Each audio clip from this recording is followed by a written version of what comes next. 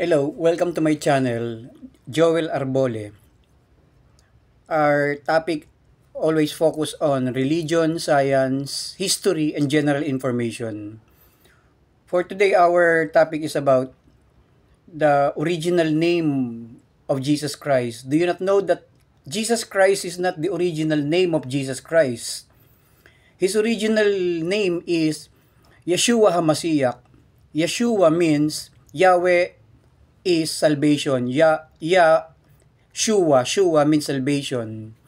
So, Acts 2:21 says that whosoever shall call upon the name of the Lord shall be saved. So the moment you call upon the original name, the genuine name of our Savior, you are already being saved by His powerful name. So Jesus Christ is not the original name of Jesus Christ, because Jesus is an old English translation coming from English, but it is not. It also comes from Jesus Latin, Jesus Greek. So that is a translation upon translation upon translation that only existed only 414 years or less, because the old Christians does not even use that.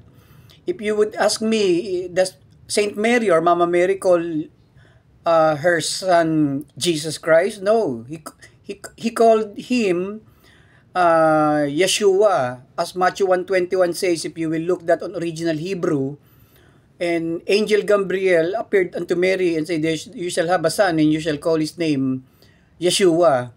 So if you will just study the original name from the original Hebrew, his name is not Jesus Christ. His name is not Jesus in Greek. His name is not Jesus in Latin. His name is Yeshua. Hamashiach means the Messiah. So that is very truthful for us to use the original name. The argument is that it's just the same. Well, whether it's the same or not, I will just bet, or I will just use the original name to be sure, to be accurate. So next on my video, I will share to you some authoritative sources. How do they arrive with the name Jesus Christ, and what is really the meaning of Jesus? But I will give you a teaser first, that Jesus comes from Jesus or Jesus, and Christ is an old Sanskrit word meaning Krishna.